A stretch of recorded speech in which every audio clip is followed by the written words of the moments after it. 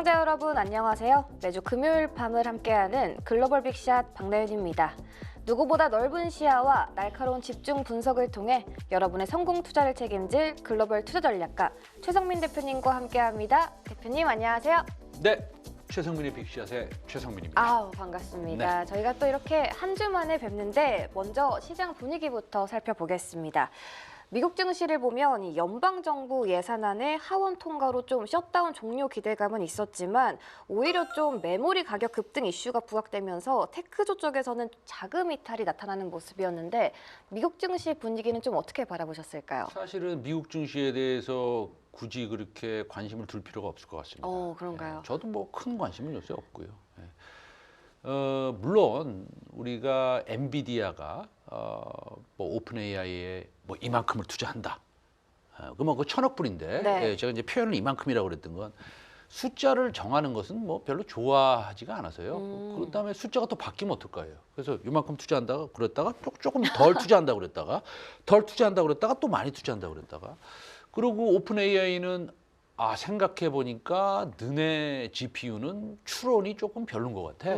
그래서 우리가 좀 싸고 좋게 만드는 거 한번 개발하려고 그래. 네. 뭐 이런 얘기가 나오면 시장에서는 큰 두 집단, 이 AI를 리더로서의 역할을 했던 엔비디아와 오픈 AI가 뭐 삐걱거리는 거 아닌가 이런 얘기가 있을 수 있잖아요. 그렇죠. 그러니까 이제 사람들은 좀 불안을 느낄 수 있는 것이죠. 미국이 뭐 셧다운을 하던 말던 셧다운 한두 번 합니까?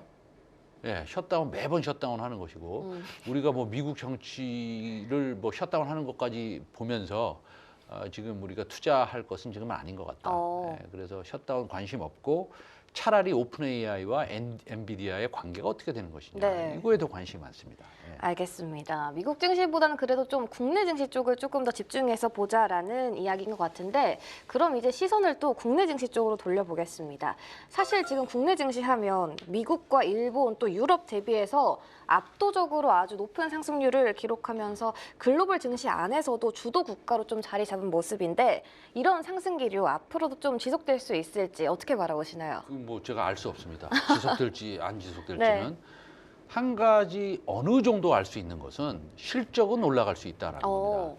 그러니까 지금 보면은 뭐 예를 들어서 트렌드포스라는 반도체 분석 기관이 있거든요. 제가 이제 홍콩에서 근무할 때 그 대표님을 한 대여섯 번 만났어요. 네. 대만 분인데 반도체만 분석하는 기관입니다. 근데 이제 그쪽에서도 메모리 반도체의 상승을 지속적으로 뭐라 그럴까요? 업그레이드하고 있고 이 뜻은 이겁니다. 뭐 과거에는 한 80% 올라갈 것 같아요. 그러다가 한 일주일 있다가 갑자기 리포트 내면서 네. 100%인 것 같은데요. 그런 다음에 또 하룻밤 자고 나니까 120% 같은데요. 뭐 자꾸만 이렇게 올리지 않습니까? 그렇죠. 그 올린다라는 것은 사실은 가격이 올라간다는 것이고 그렇다고 본다면 뭐 삼성전자, SK하이닉스가 전 세계 HBM의 80%를 장악하고 있고 D램이나 낸드도 그만큼을 장악하고 있고 네. 또 뭐 키옥시아가 낸드를 많이 만들지만 키옥시아의 대주주는 SK하이닉스고 예,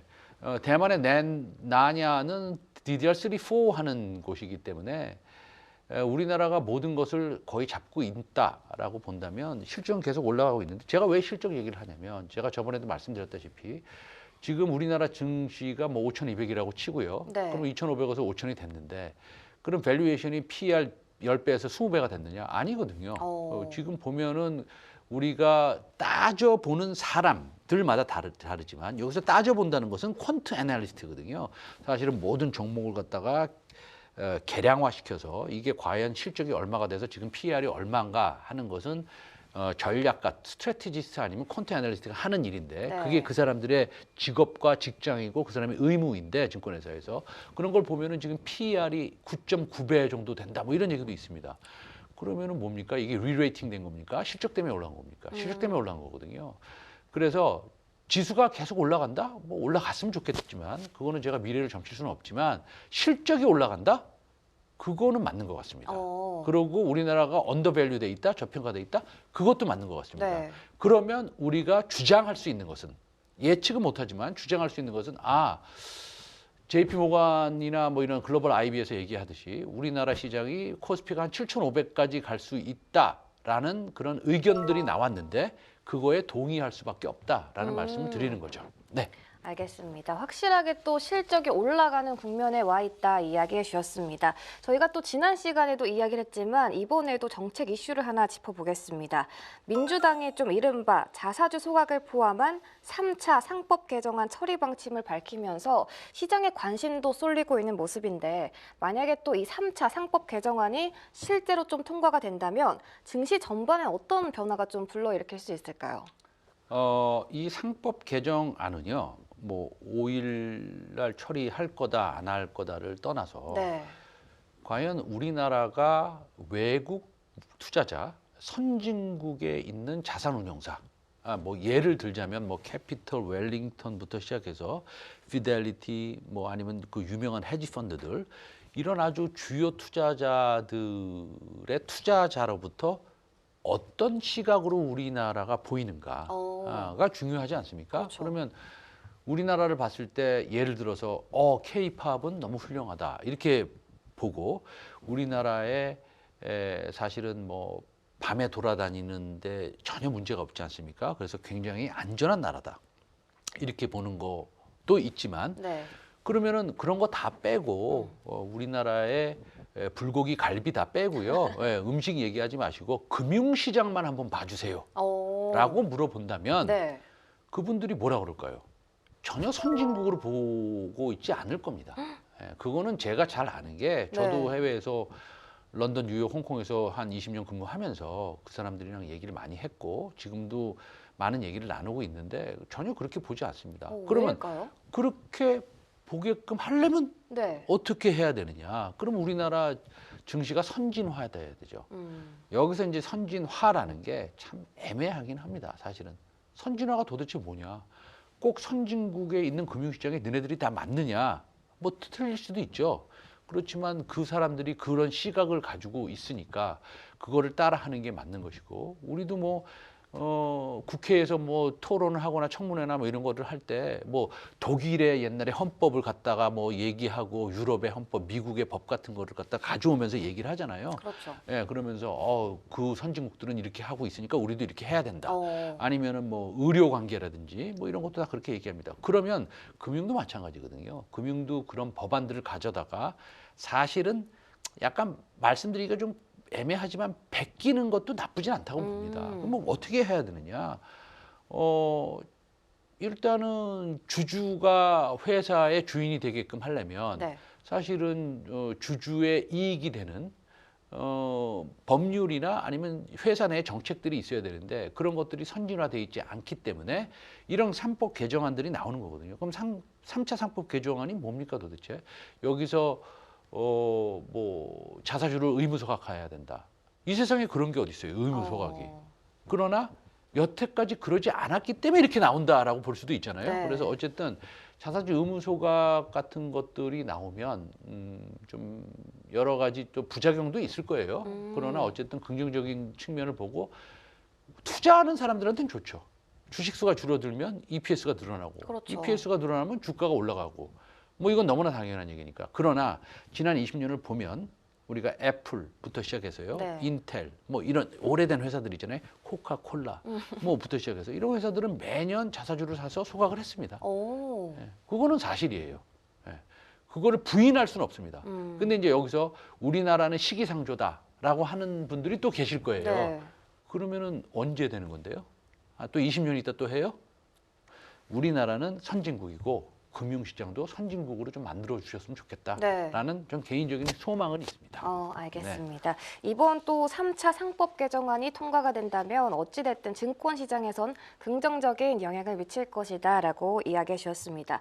요즘 또 시장에서 빠질 수 없는 섹터죠. 반도체 이야기를 좀 해볼게요.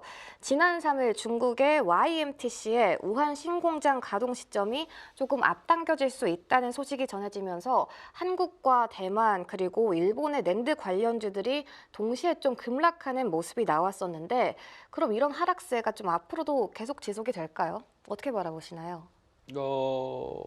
첫째 YMTC가 우한에 있는 신공장 가동 시점을 올해로 좀 땡기겠다라고 하는 것에 대해서 일시적인 부정적인 임팩트를 시장에서 느꼈을 수는 있습니다. 개인적으로 저한테 물어보신다면 저는 단 1도 관심이 없고요. 첫 번째. 그런가요? 1도 관심이 없고 특히나 뭐 DDR3, 4, 5의 가격이 뭐 올라가야지 되는 것이고 뭐 돼야 된다는 것은 이제 실적 때문에 그런 것이죠. 네. 그럼 우리가 좋은 것이고 그러나 HBM의 80% 시장 점유율을 가지고 있는 우리나라가 이것까지 신경 쓸 필요는 없다라는 겁니다. 특히나 뭐 그렇다고 본다면 반대급부로 이런 말을 할 수도 있죠. 이 수요일 밤인가요? 뭐 인텔의 CEO가 나와서 하는 얘기는 2027년이 아니라 2028년까지도 그 레가시 반도체에 쇼티지가 날 수 있어서 참 뭐 걱정이 된다. 이런 얘기까지 했고 그다음에 젠슨 황은 우리 HBM을 좀 빨리 달라. 라는 얘기까지 했습니다. 네. 이제 그러면은 삼성전자나 SK 하이닉스가 이제 슈퍼 을이 되는 건데 여기서 슈퍼 을의 아주 표본, 아주 그냥 우리가 딱 직관적으로 느낄 수 있는 데가 어딥니까? 네덜란드의 ASML이라는 회사거든요. 예.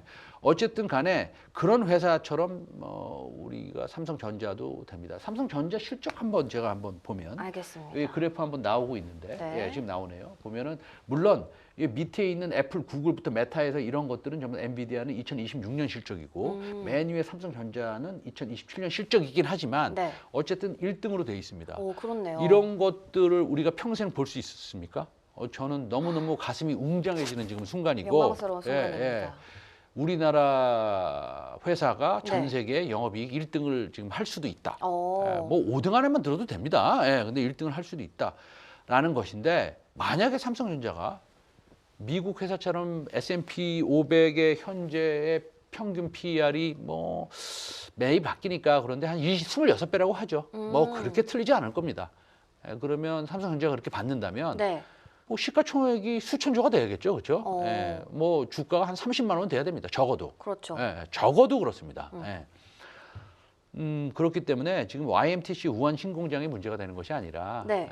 HBM 그다음에 앞으로 어떻게 쇼티지가 D램 쪽에서 일어나는지 그다음에 우리나라가 금융시장이 더 선진화돼서 높은 PER 소위 말해서 리레이팅이 될 것인지 그다음에 정부에서 지금 코스닥 3천이라는 얘기가 나오고 있고 그다음에 여러 가지 제도를 좀 정비하고 하는 문제들이 코스닥 시장에도 또 훈풍을 좀 불어일으킬 것인지에 대해서 우리가 좀 더 고민하는 시간을 가지면 되겠다.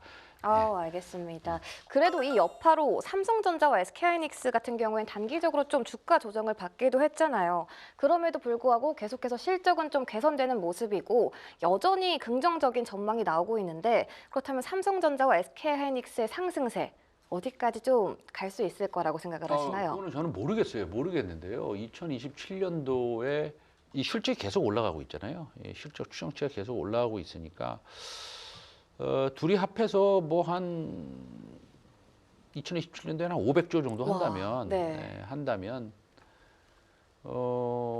삼성전자 기준으로 해서 제 생각에는 이거 지금 정말 개인적인 생각입니다. 저는 이런 숫자 얘기하기 너무 싫어요. 네, 왜냐면은 뭐 알겠습니다. 틀릴 가능성이 99%니까 어떻게 맞히겠어요. 근데 그렇죠. 저는 18만 원 이하로는 팔 이유가 있을까? 주당. 그런 생각을 오전에 커피를 마시면서 한번 해봤습니다. 알겠습니다. 네. 여전히 긍정적인 전망 이야기해 주셨습니다. 이렇게 최성민 대표님과 함께 주요 이슈 짚어봤습니다. 이제 또 많은 분들이 기다리셨던 시간이죠. 최성민 대표님이 직접 선정하신 유망주, 과연 어떤 종목일지 지금 바로 만나보겠습니다.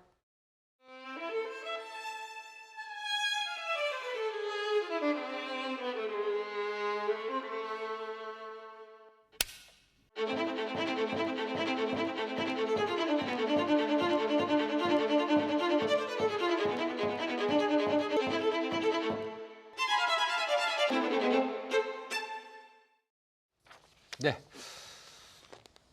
안녕하십니까 시청자 여러분. 오늘도 최성민의 픽 두 종목 소개 말씀드리도록 하겠습니다. 네. 첫 번째 종목 제가 수개월 전에 소개 말씀드렸던 케어젠 다시 한번 말씀드리겠습니다.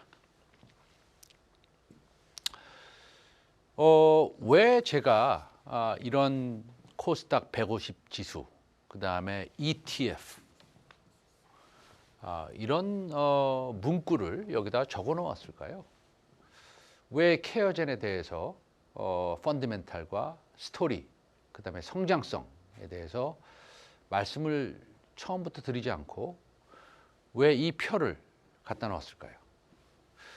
케어젠은 지금 시총이 뭐 6조 후반대입니다.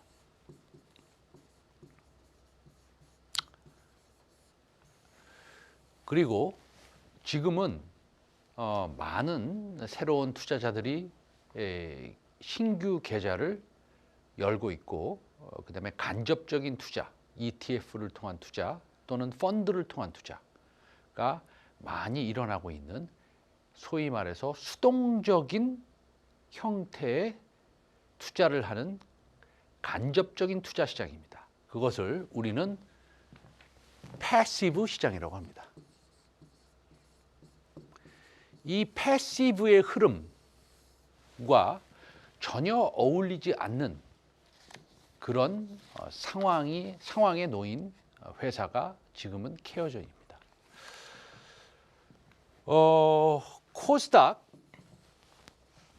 코스닥의 비중을 보면요, 원칙적으로 보면 이게 이제 숫자가 정확하게 100% 맞다라고는 제가 말씀드리지 못하지만 제가 계산한 바로는 이렇습니다.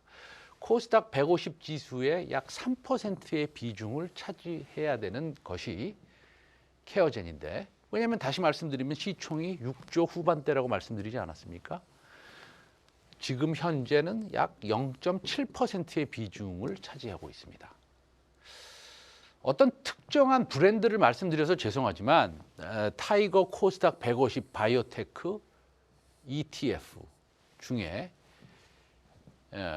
차지해야 되는 비중이 약 6%인데 지금 실제로는 0%입니다.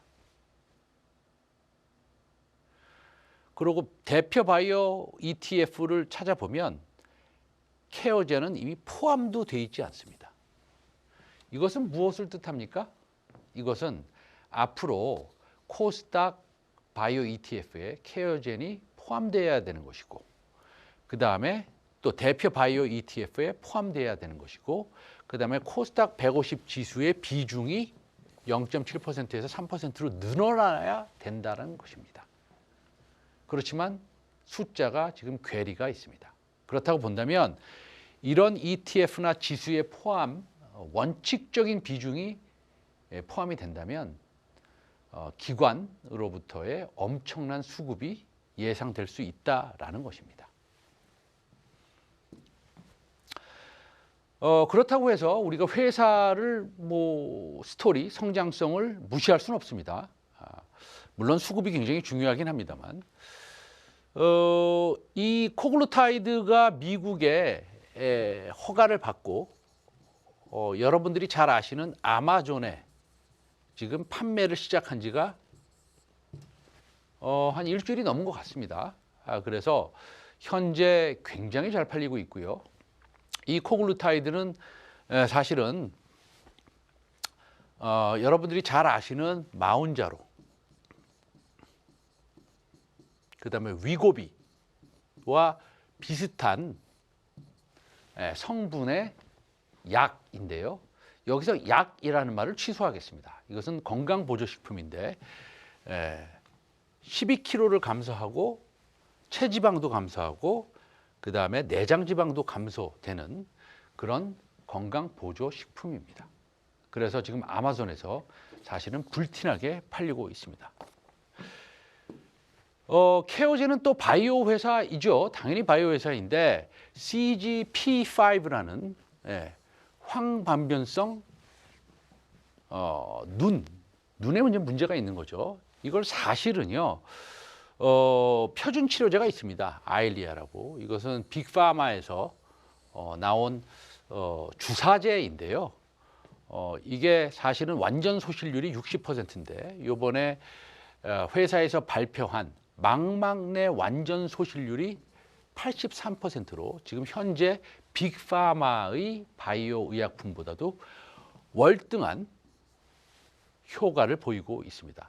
근데 이것은 중요한 게 뭐냐면 우리가 안약 있지 않습니까? 안약처럼 눈에 이렇게 넣는 겁니다. 얼마나 편하고 효과가 좋습니까? 물론 끝까지 가봐야 되겠지만 현재의 효과는 너무 좋습니다. 그래서 케어제는 주가가 뭐 안 올라간 좋은 주식이 안 올라간 게 없죠. 삼성전자, SK 하이닉스를 비롯해서 여러분들이 잘 아시는 로보틱스, 뭐 그리고 뭐 조선, 방산부터 작년부터 따지면 상당히 많이 올라갔습니다. 케어젠 예 횡보하다가 40% 상승을 했는데요. 근래 앞으로도 더 큰 업사이드가 기대가 됩니다. 그래서 케어젠 한번 공부 한번 해보시는 것이 굉장히 좋을 것 같습니다. 다음 종목으로 가보겠습니다. 그린광학입니다. 그린광학은요, 사실은 우주 산업용 제품을 만드는 회사고 가장 지금 주가로 본다면 상승이 좀 덜 된 회사이지만 더 큰 상승 여력이 있는 회사로 저는 생각을 하고 있습니다. 가장 중요한 건 뭐냐면요. 물론 여기에 보이는 우주 카메라를 보고 계시는데요. 인공위성용 카메라입니다. 위성 시장의 규모가 급증하고 그 다음에 뭐 당연히 여러분들이 들으셨겠지만 일론 머스크의 스페이스X가 앞으로 100만 개의 위성을 또 쏜다고 그러지 않습니까? 그래서 가장 중요한 광학 제품을 만드는 것이고요. 이 광학 제품은 사실은 방산에도 굉장히 중요한 영향을 미치고 있습니다. 왜냐하면 현대전의 승패는 화력이 아니라 정보에서 판가름 나는 것이고 그 다음에 우주는 그렇게 또 뭐라 그럴까요? 로맨틱한 곳이 아닙니다. 영하 150도이고요. 그 다음에 그런 환경에서 카메라를 달아놓는다고 해서 그냥 찍히는 것이 아닙니다. 그래서 인공위성용 카메라를 만드는 세계에서 몇 안 되는 회사입니다. 수주 잔고는 앞으로도 계속 올라갈 것이고 지속적으로 올라가고 있고요. 마지막으로 제가 말씀드릴 것은 이건데요. 이게 아주 그 전 세계 극소수 기업만이 만드는 GNS 소재라는 것입니다. 대체 불가능하고요. 공급 업체가 상당히 제한적입니다. 미국 회사, 이스라엘 회사, 그리고 그린광학입니다. 이것은요, 사실은 카메라가 있으면 그 앞에 카메라를 보호하는 그런 렌즈인데요. 사실은 우주에서 카메라를 보호할 수 있는 미세한 우주 쓰레기도 돌아다니고요. 그 다음에 날씨도 굉장히 춥고 그 다음에 카메라가 망가지면 사실은 고칠 수 있는 환경이 되지 않습니다. 다시 로켓을 쏴서 사람이 가서 고쳐야 되는데 그래서 이런 전 세계 극소수 기업만이 가지고 있는 이 GNS 소재, 대체 불가능한 소재를 우리나라에서 만들고 있다. 그래서 정부에서는 그린광학을 세계 글로벌 서플라이 체인 30개 중에서 하나로 또 선택을 해서 지원을 해주고 있습니다. 이 우주 카메라, 우주 GNS 소재 여러분들이 좀 조금만 더 공부해 보시면 참 진입 장벽이 굉장히 높은 회사고 앞으로 스페이스X의 100만 개의 위성을 발사하는 데 있어서의 아주 직접적인 수혜를 받을 수 있구나 이런 생각이 드실 수 있겠습니다. 오늘 두 종목 여기까지 소개해 드렸습니다. 감사합니다. 네, 오늘도 저희가 정말 많은 이야기들 나눠봤는데 사실 저희 방송이 일주일에 딱 한 번 방송되잖아요. 저희 시청자분들이 그렇다면 우리 최성민 대표님을 언제 어디서 더 많이 만나볼 수가 있을까요? 그렇죠. 일주일에 한 번 하는 거는 좀 너무 아쉬워요. 아쉽긴 하죠. 네. 그래서 어쨌든 조금 더 방송을 했으면 좋겠다는 마음도 있고요. 두 번째는 그 한국경제TV나 제 개인 채널도 있는데 그런가요? 거기에 최성민의 빅샷 를 검색하시면 네. 아침 11시 20분부터 점심시간 지나는 오후 12시 20분까지 1시간 동안 네. 어쩔 때는 30분 동안 그날에 따라서 틀립니다. 그런가요? 제 기분이 좋으면 1시간 네. 컨디션이 좋아도 1시간 그렇게 유튜브를 통해서 방송을 합니다. 사실은. 그래서 그쪽으로 뭐 유튜브 많이 보시니까 그렇죠. 검색해서 월요일부터 목요일까지 하는데 이번 주 목요일은 뭐 안 하지만 어쨌든 매주 월요일부터 목요일까지 합니다. 알겠습니다. 다시 말씀드리면 11시 20분부터. 11시 20분이요. 아침이죠. 네, 아침입니다. 네, 알겠습니다. 그러면 저 맨날 만나보실 수 있어요. 알겠습니다. 너무 좋은 기회네요. 네. 한국경제TV 유튜브 채널에서 최성민의 빅샷을 검색하시면 우리 최성민 대표님 매주 아침 11시부터 만나볼 수 있으니까요. 우리 시청자 여러분의 많은 관심과 참여 바라겠습니다. 이렇게 최성민 대표님과 함께 시장의 흐름과 그 속에서 주목해야 할 업종과 관심주까지 모두 살펴봤는데요. 참고하시고 현명한 투자해보시길 바라겠습니다. 글로벌 빅샷 오늘 저희가 준비한 시간은 여기까지입니다. 시청해주신 여러분 모두 고맙습니다.